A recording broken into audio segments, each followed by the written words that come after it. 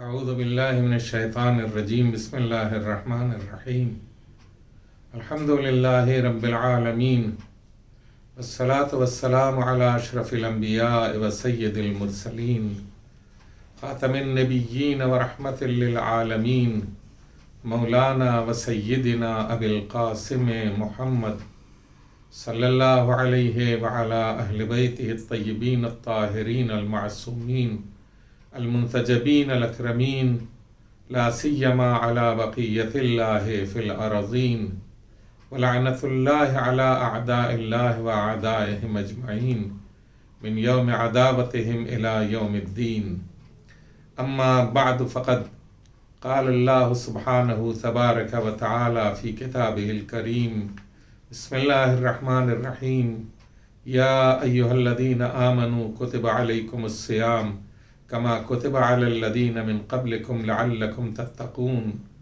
ناظرین گرامی، اس آیہ کریمہ کے ذیل میں جو کچھ گفتگو ہو رہی ہے اس میں شرح خطبہ شعبانیہ کی طرف توجہ دی گئی ہے۔ پیغمبر اکرم صلی اللہ علیہ وآلہ وسلم نے ماہ مبارک کے سلسلے میں جو خطبہ ارشاد فرمایا تھا اس کے اوپر ہم گفتگو کر رہے ہیں، اور ہماری گفتگو یہاں تک پہنچی ہے وَوَقِّرُوا كِبَارَكُمْ وَارْحَمُوا صِغَارَكُمْ، اور اپنے بڑوں کا احترام کرو اور اپنے چھوٹوں کے ساتھ اچھا سلوک کرو، نرمی سے پیش آؤ۔ دیکھیے، میں پھر آپ کی خدمت میں عرض کرتا ہوں کہ روزہ ایک عبادت ہے، اور روزے کی عبادت میں جو شرطیں ہیں ان شرطوں میں سے یہ ساری چیزیں ہیں کہ جن کا ذکر کیا گیا ہے۔ کون سی شرطیں ہیں؟ اپنے دل پروردگار عالم سے سوال کرو سچی نیتوں کے ساتھ اور پاکیزہ دلوں کے ساتھ کہ وہ تمہیں توفیق عطا کرے روزہ رکھنے کی اور اس کی کتاب کی تلاوت کی۔ اور اس کے بعد پھر ارشاد ہوتا ہے کہ فإن الشقی من حرم غفران اللہ فی هذا الشہر العظیم، شقی ہے وہ آدمی، سنگ دل ہے وہ آدمی، بدبخت ہے وہ آدمی کہ جو اس شہر عظیم میں خدا کی مغفرت کا حقدار نہ ہوا اور اسے محروم کر دیا گیا اللہ کی مغفرت سے۔ اس کے بعد ارشاد فرمایا کہ یہ بھی شرائط میں سے ہے وَاذْكُرُوا بِجُوعِكُمْ وَعَطَشِكُمْ فِيهِ جُوعَ يَوْمِ الْقِيَامَةِ وَعَطَشَ، اس بھوک اور پیاس میں جو تم روزے میں محسوس کر رہے ہو، اس سے تم روز قیامت کی بھوک اور پیاس کو یاد کرو۔ یہ روزہ قیامت کے دن کی یاد کراتا ہے۔ جس انسان اگر قیامت کے دن کو یاد کرے گا، اس کی بھوک کو اور پیاس کو یاد کرے گا، تو یہ یقین ہے کہ گناہ اس کے کم سے کم تر ہوتے چلے جائیں گے۔ اگر قیامت انسان بھول جاتا ہے، روز حساب انسان بھول جاتا ہے، روز جزا انسان بھول جاتا ہے، اور سختی کے دن کو انسان بھول جاتا ہے تو لاپرواہ ہو جاتا ہے اور گناہ کرتا ہے۔ اور اگر روز قیامت کو یاد رکھتا ہے، روز قیامت کی بھوک پیاس کو یاد رکھتا ہے، تو وہ ڈرتا ہے خدا سے اور کوئی گناہ نہیں کرتا، جھوٹ نہیں بولتا، غیبت نہیں کرتا، سمجھ رہے ہیں، چغلی نہیں کرتا، احانت نہیں کرتا، کسی کو گالیاں نہیں دیتا، کسی کو برا بھلا نہیں کہتا، کسی کے ساتھ ظلم کرتا، کسی کے ساتھ ظلم نہیں کرتا، کسی کا مال نہیں ہڑپتا، کسی کی چیز غصب نہیں کرتا، کسی کے مکان میں زبردستی نہیں بیٹھ جاتا۔ یہ ساری چیزیں جو ہیں وہ اگر انسان قیامت کو یاد رکھے تو یہ ساری چیزیں اس سے نہیں ہو سکتی۔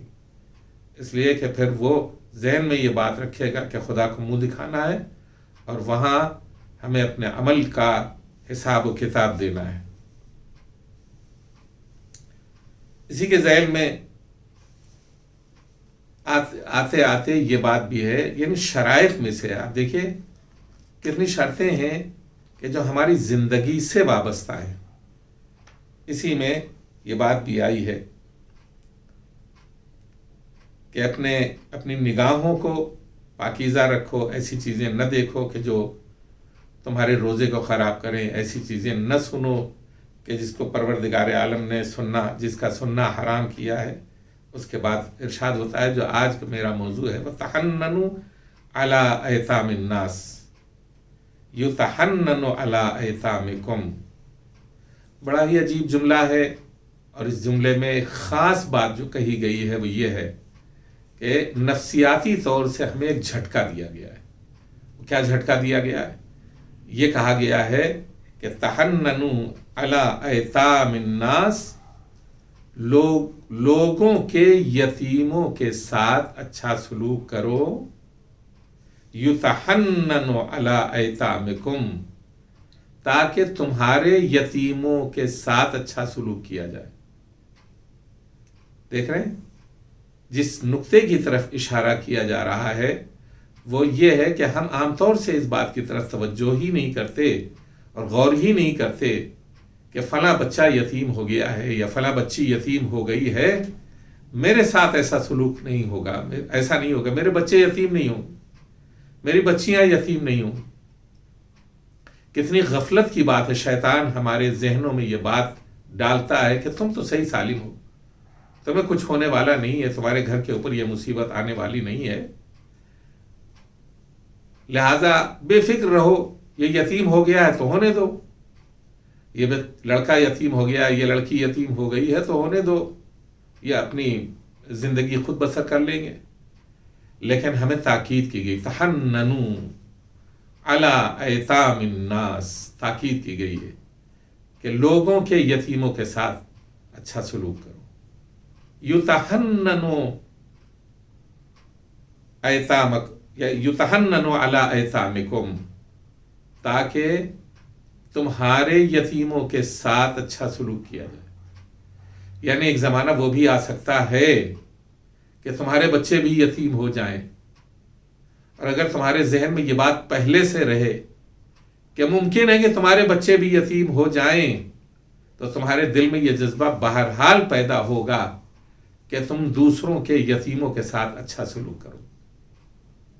اور دوسری بات جو ہے وہ یہ ہے کہ خداوند عالم کا نبی یہ فرما رہا ہے کہ یہ نہیں کہا گیا ہے کہ یہ نہیں فرماتے ہیں کہ خداوند عالم تمہارے یتیموں کے ساتھ اچھا سلوک کرے گا، یتحننوا، تمہارے یتیموں کے ساتھ اچھا سلوک کیا جائے گا، یعنی خداوند عالم نے ضمانت لے لی ہے، نبی نے مجدہ سنا دیا ہے، خداوند عالم نے ضمانت لے لی ہے کہ یہ دنیا ہے ہی ایسی کہ اس میں گھر اجڑتے ہیں، یہ دنیا ہے ہی ایسی کہ جس میں گھروں کے سرپرست دنیا سے چلے جاتے ہیں، یہ دنیا ہے ہی ایسی کہ اس میں بچے یتیم ہوتے ہیں، بچیاں یتیم ہوتی ہیں، اور اگر یتیم ہوتے ہیں بچے اور یتیم ہوتی ہیں بچیاں تو ہمیں پہلے سے ہی اس کے لیے اقدام کرنا چاہیے۔ اور وہ کیا اقدام ہے کہ ہم دوسروں کے یتیموں کے ساتھ نیک سلوک کریں، ان کے سروں کے اوپر شفقت سے ہاتھ پھیریں، ان کی ضرورتیں پوری کریں، ان سے محبت کے ساتھ پیش آئیں۔ جس قدر ہم یہ کام کریں گے یہی عمل ہمارے یتیموں کے ساتھ ممکن، اگر ہمارے یہاں یہ حالات پیدا ہو جائیں، البتہ خداوند عالم لطف و کرم کرتا ہے، کسی کے بچے کو یتیم وہ خود نہیں کرتا، حالات ایسے ہو جاتے ہیں، تو اگر ہم نے دوسروں کے یتیموں کے ساتھ اچھا سلوک کیا ہے تو خداوند عالم وہ اسباب فراہم کرے گا کہ ہمارے بچوں کے سر کے اوپر بھی ہاتھ پھیرنے والے پیدا ہو جائیں گے، اور ہمارے بچوں کے ساتھ حسن سلوک کرنے والے بھی پیدا ہو جائیں گے۔ یہ بہت ہی اہم چیز ہے کہ جس کی طرف پیغمبر اکرم صلی اللہ علیہ وآلہ وسلم نے اشارہ کیا۔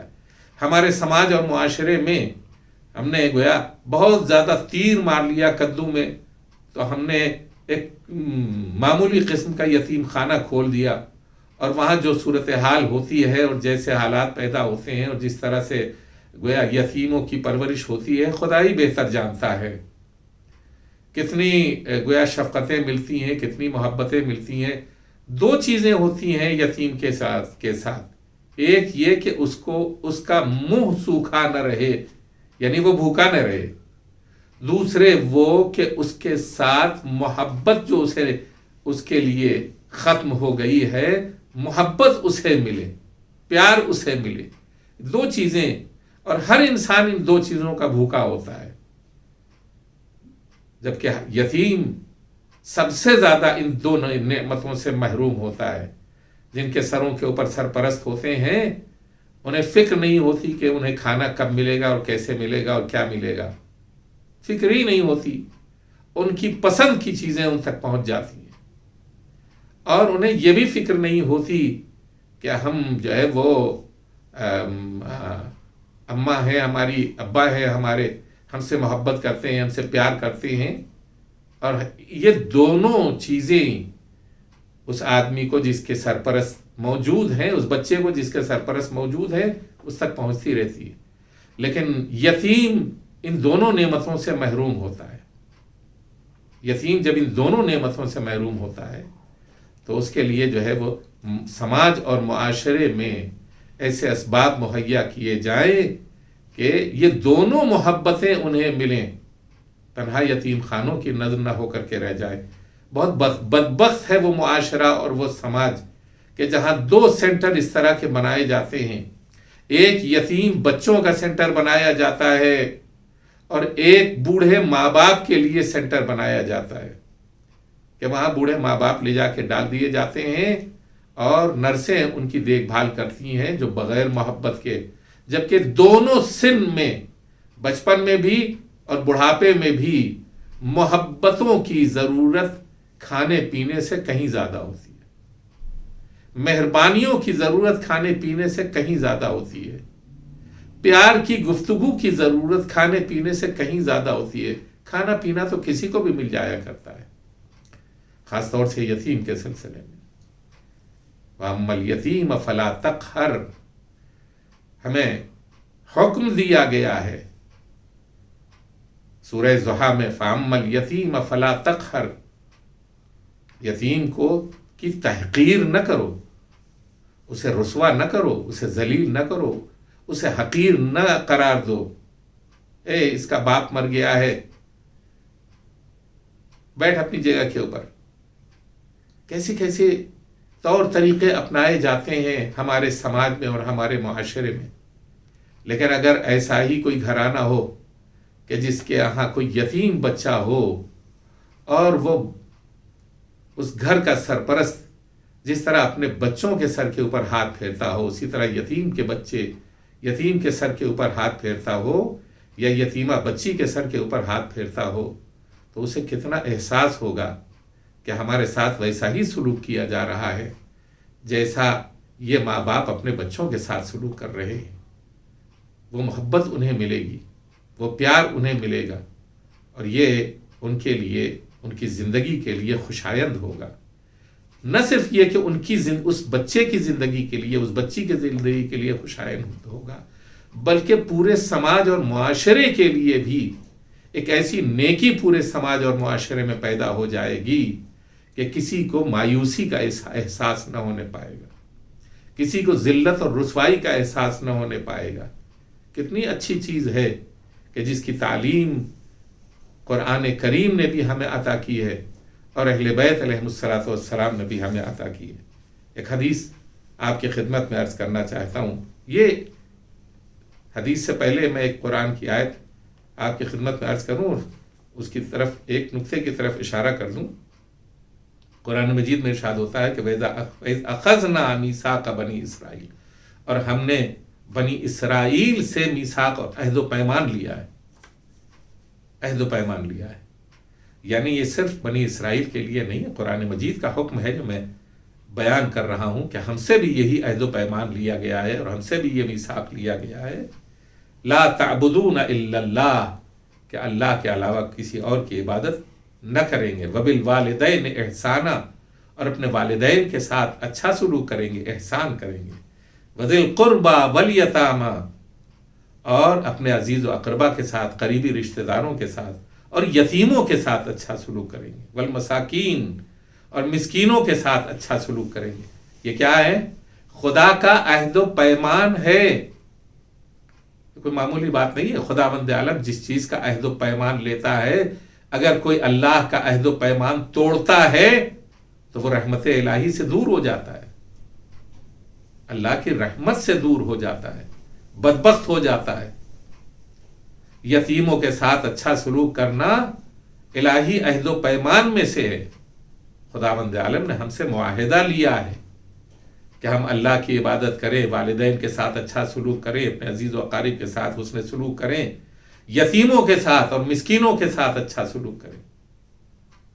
یہ عہد و پیمان ہے۔ تو یہ پوری انسانی سوسائٹی کے لیے بے انتہا لازمی اور ضروری امر ہے کہ یہ لازمی ہے کہ سماج میں کچھ بچے یتیم ضرور ہوں گے، اور اگر بچے یتیم ضرور ہوں گے تو ان کے کھانے کا انتظام اور ان کی محبتوں کا انتظام ہمارے کاندھوں کے اوپر آتا ہے کہ ہم یہ انتظام کریں اور یہ اہتمام کریں۔ اگر ہم نہ کریں گے تو عہد و پیمان الہی توڑنے والے ہوں گے۔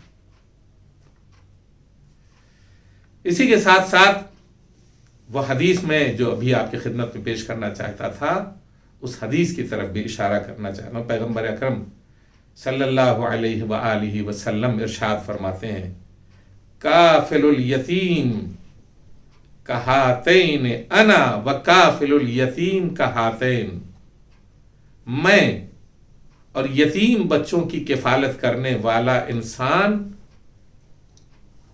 ان دو انگلیوں کی طرح جنت میں رہیں گے۔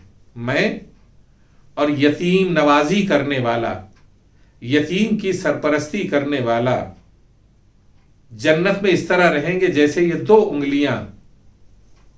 اور آپ نے کیا کیا کہ ان دو انگلیوں کو فاشارہ عزت تق اللہ، اگر وہ تقوی پروردگار کے ساتھ یہ کام کر رہا ہے کہ وہ یتیم نوازی کر رہا ہے، یتیم کے ساتھ اچھا سلوک کر رہا ہے اور پرہیزگار بھی ہے، وَأَشَارَ بِالسَّبَّابَةِ وَالْوُسْطَى، تو آپ نے سبابہ اور وسطیٰ کی انگلیوں کو ملا کر کے یہ بتایا کہ جیسے یہ انگلیاں دونوں ملی ہوئی ہیں، ویسے ہی میں جنت میں اور وہ یتیم نوازی کرنے والا، یتیموں کی سرپرستی کرنے والا انسان میرے ہی ساتھ رہے گا، اور ایسے مل کر کے رہے گا جیسے یہ دو انگلیاں ملی ہوئی۔ کتنا عالی مرتبہ ہے اس شخص کا، کتنا عظیم مرتبہ ہے اس انسان کا کہ جو پرہیزگاری کے ساتھ، ایمان کے ساتھ یتیموں کی سرپرستی کرتا ہے اور یتیموں کو محبت دیتا ہے، یتیم نوازی کرتا ہے۔ پیغمبر اکرم صلی اللہ علیہ وآلہ وسلم نے اس حدیث کے ذریعے ہم کو جو تعلیم دی ہے اور ہمارے اس مرتبے کی طرف ہمیں اشارہ کیا ہے کہ تم کیا سوچتے ہو،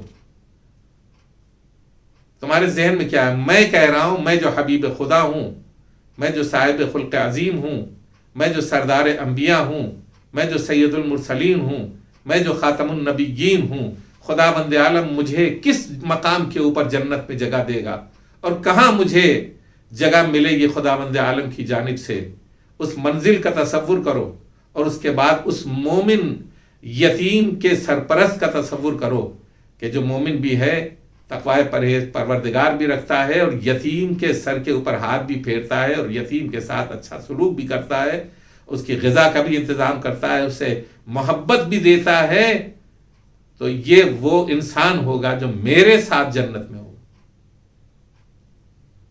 جنت کے یہ مالک ہیں، یہ جو ان کے بیٹے جو ہیں وہ جوانان جنت کے سردار ہیں۔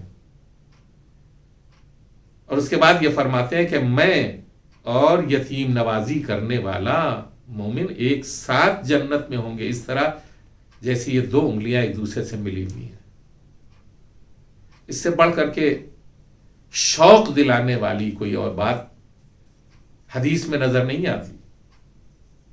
امیر المؤمنین علی ابن ابی طالب علیہ السلام یہ ارشاد فرماتے ہیں، الوصیت کرتے ہیں، جب ابن ملجم کی تیغ آپ کے فرق مطہر کے اوپر لگی اور آپ بستر بیماری کے اوپر پہنچے تو آپ نے وصیت کی اپنے بیٹوں سے۔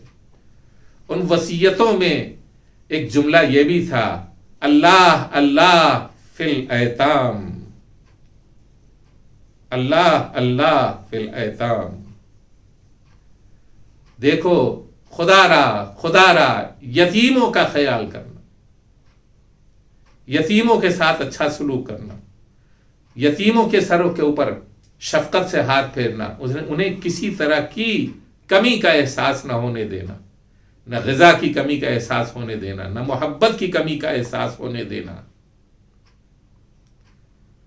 فَلَا تُغِبُّوا أَفْوَاهَهُمْ، ان کے منہ سوکھنے نہ پائیں، انہیں محبت کی کمی کا احساس نہ ہونے پائے۔ فقد سمعت رسول اللہ صلی اللہ علیہ وآلہ وسلم من آل یتیما حتی یستغنی اوجب اللہ عز وجل لہ بذالک الجنہ۔ دیکھو، ان کے منہ فاقے سے سوکھنے نہ پائیں، انہیں محبت کی کمی کا احساس نہ ہونے پائے، اس لیے کہ میں نے رسول خدا صلی اللہ علیہ وآلہ وسلم سے یہ سنا ہے کہ جو بھی یتیم کی سرپرستی کرتا ہے، انہیں پالتا ہے، یہاں تک کہ انہیں مستغنی کر دے، یعنی بڑا کر دے اور وہ خود اپنے پیروں پہ کھڑے ہو جائیں، تو اس منزل کے اوپر فرماتے ہیں کہ پیغمبر نے یہ فرمایا ہے اوجب اللہ عز وجل لہ بذالک الجنہ، خداوند عالم اس عمل کے ذریعے اس کے اوپر جنت واجب کرتا ہے، اس ایک عمل کے ذریعے۔ اب اس سے بڑھ کر کے امیر المومنین کی اس حدیث، وہ بھی وصیت، ہم سے کیا کہتی ہے امیر المومنین کی یہ وصیت؟ امیر المومنین کے ساتھ پیغمبر اکرم صلی اللہ علیہ وآلہ وسلم کا وہ قول ہم سے کیا کہتا ہے؟ ہمیں یہ تشویق دلائی گئی ہے کہ اگر ہم یہ سوچیں کہ ہر گھر میں ملک الموت آتے ہیں اور ہر گھر سے اس کا وارث اور سرپرست جو ہے وہ اٹھتا ہے، اگر ایسا ہے تو یہ سوچنا چاہیے کہ گھروں میں یتیم بھی ہوتے ہیں، اور اگر یتیم ہوتے ہیں تو ہمارے سروں کے اوپر کتنی بڑی ذمہ داری ہوتی ہے معاشرے کے ان یتیموں کے سلسلے میں کہ ہم ان کے ساتھ کیسا سلوک کریں۔ آج کی دنیا آپ دیکھیے، دنیا کے حالات کو دیکھیے، دنیا کے حالات کو دیکھنے کے بعد آپ یہ سوچئے کہ کس طرح سے سڑکوں کے اوپر بچوں کی ایک بھیڑ ہے جن کی کوئی سرپرستی کرنے والا نہیں ہوتا، اور یہ بھوکے اور پیاسے بچے مجبور ہو کر چوری چکاری میں لگتے ہیں اور مجبور ہو کر اپنے پیٹ کو پالنے کی کوشش کرتے ہیں، کہ جس کے نتیجے میں یا مارے جاتے ہیں یا گرفتار ہوتے ہیں، اور گرفتار ہو کر کے جیلوں میں جاتے ہیں، اور پھر اس بدترین زندگی کی راہ کے اوپر لگ جاتے ہیں جو انسانیت سے کوسوں دور ہوتی ہے۔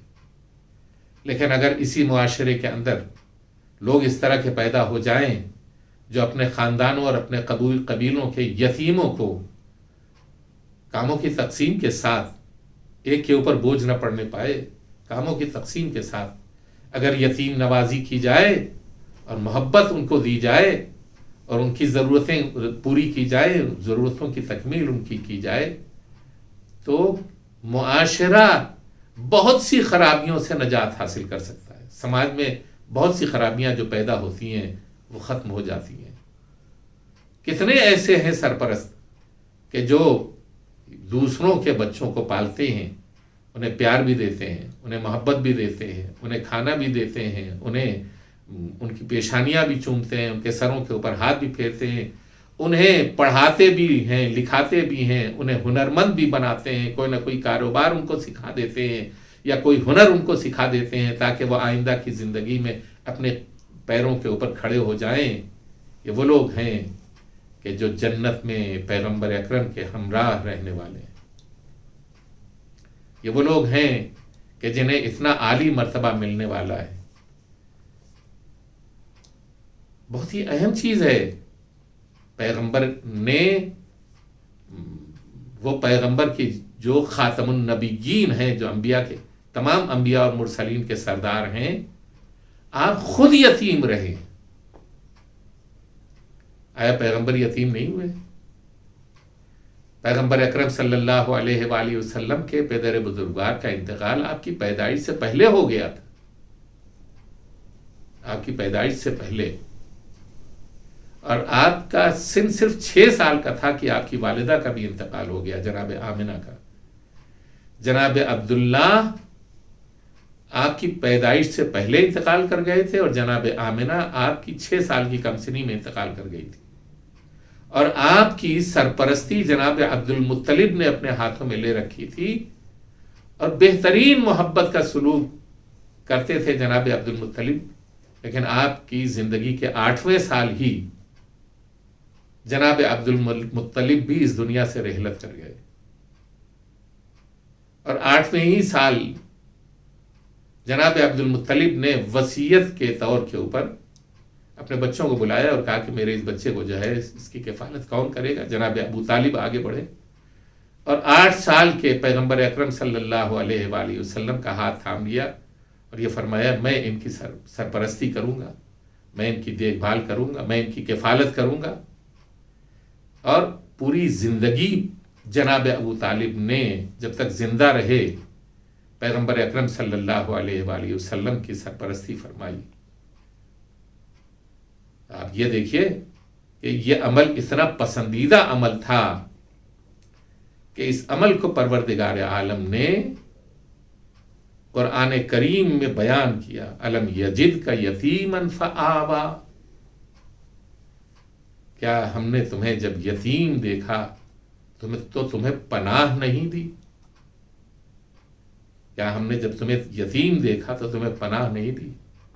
یہ پناہ دینے کا عمل اس قدر قیمتی ہے خداوند عالم کے نزدیک. وہ فضائل جو اپنی جگہ کے اوپر ہیں وہ ہیں اپنی جگہ کے اوپر. میں اپنے ناظرین سے یہ خطاب کرنا چاہتا ہوں کہ کوئی بھی انسان اگر کسی یتیم بچے کی سرپرستی کرتا ہے تو اس کا یہ عمل الہی عمل ہو جاتا ہے. الم یجد کا یتیما فآوا، کیا ہم نے تمہیں یتیم دیکھا تو تمہیں پناہ نہیں دی؟ آپ نے مختلف دعائیں پڑھی ہوں گی، ان دعاؤں میں ایک جملہ بھی ہے یا وارث من لا وارث لہ، اے وہ وارث جس کا کوئی وارث نہ ہو، اے اس کے وارث جس کا کوئی وارث نہ ہو. یا وارث من لا وارث لہ، اے اس کے وارث جس کا کوئی وارث نہ ہو. تو اس کا مطلب کیا ہے؟ مطلب یہ ہے کہ خداوند عالم ہر بے والی و وارث کا وارث ہوتا ہے، سرپرست ہوتا ہے. خدا سرپرست ہوتا ہے. یہ جملہ کیا کہہ رہا ہے؟ خدا سرپرست ہوتا ہے. اب اگر کوئی سرپرستی کسی یتیم کی کر رہا ہے تو وہ کار الہی انجام دے رہا ہے. الم یجد کا یتیما فآوا، کیا ہم نے جب آپ کو یتیم پایا تو آپ کی سرپرستی نہیں کی؟ ابو طالب سرپرستی کر رہے ہیں اور خدا فرما رہا ہے کہ میں نے سرپرستی کی. ابو طالب کفالت کر رہے ہیں اور خدا فرما رہا ہے کہ میں نے کفالت کی ہے، میں نے آپ کی سرپرستی کی ہے. یہ بہت ہی اہم پہلو ہے جس کی طرف ہمیں توجہ دینی چاہیے، اور ایسا معاشرہ تربیت دینا چاہیے کہ جس میں ہر گھر میں محبت کے وہ چشمے پھوٹیں کہ جہاں کہیں بھی کسی یتیم کو اپنی محرومی کا احساس نہ ہونے پائے. اور یہی وجہ ہے کہ جب یہ سورہ ضحیٰ میں یہ آیت شروع میں آئی ہے تو اس کے بعد پھر آخر میں یہ آئی ہے، یہ جملہ بھی آیا ہے فَأَمَّا الْيَتِيمَ فَلَا تَقْهَرْ. دیکھو یتیم کو کی تحقیر نہ کرو، یتیم کے ساتھ حسن سلوک کرو، اچھا برتاؤ کرو، یتیم کو محبت اور نوازش دو، اسے اذیت نہ پہنچاؤ، اسے تکلیف نہ پہنچاؤ. اس کے پروردگار، یہ ایک حدیث ہے جو مجھے یاد آ گئی ہے، اس کا متن میں آپ کی خدمت میں نہیں پڑھوں گا، صرف ایک جملہ عرض کرنا چاہتا ہوں ترجمے کے طور کے اوپر، کہ اگر یتیم روتا ہے تو عرش الہی کانپ جاتا ہے. اگر کسی یتیم کی آنکھوں میں آنسو آ جاتے ہیں تو عرش الہی کانپ جاتا ہے. نہیں معلوم آپ پہنچ گئے کہ نہیں اس منزل تک جہاں میں آپ کو لے جانا چاہتا ہوں. بابا کی شہادت واقع ہو گئی ہے، حسین قتل کر ڈالے گئے ہیں، ممکن ہے سکینہ کے ذہن میں یہ بات آئی ہو کہ اب تو سب کچھ ختم ہو گیا، اب میرے ساتھ کوئی برا سلوک نہ ہوگا، اگر کوئی آئے گا بھی تو میرے سر کے اوپر ہاتھ رکھے گا کہ یہ بچی یتیم ہے۔ لیکن آنے والے آئے تو کس طرح سے آئے؟ حسین مظلوم کی شہادت کے بعد مشعلے لے کر کے آئے، خیموں میں آگ لگا دی گئی، اور نہ صرف خیموں میں آگ لگا دی گئی بلکہ بیویوں کے سروں سے چادریں بھی چھین لی گئیں۔ بیویوں کے سروں سے چادریں چھینی گئیں تو یہ ایک بچی وہ بھی تھی کہ جسے سکینہ کہتے تھے، جس کے کرتے کے دامن میں آگ لگی ہوئی تھی اور وہ مقتل کی طرف جا رہی تھی۔ ایک شمر ازلم جو ہے قریب پہنچتا ہے اور پوچھتا ہے تم کون ہو، اور پھر جب آپ فرماتی ہیں کہ میں سکینہ ہوں تو وہ آگے بڑھتا ہے اور گوشوارے اس طرح سے چھینتا ہے کانوں سے کہ کانوں کی لبیں پھٹ جاتی ہیں، خون سے کرتا رنگین ہو جاتا ہے۔ عجب نہیں کہ بی بی مقتل کی طرف رخ کر کے یہ آواز دے رہی ہو، بابا کیا اسی طرح یتیموں کے ساتھ سلوک کیا جاتا ہے؟ میں سمجھتی تھی کہ یتیم ہونے کے بعد میرے سر پہ ہاتھ پھیرنے والے آئیں گے، لیکن یہ ظلم کرنے والے آئے۔ آپ نے جو بالیاں پہنائی تھی وہ اس طرح چھینی کہ میرے کانوں کی لبیں زخمی ہو گئی ہیں۔ وَسَيَعْلَمُ الَّذِينَ ظَلَمُوا أَيَّ مُنقَلَبٍ يَنقَلِبُونَ۔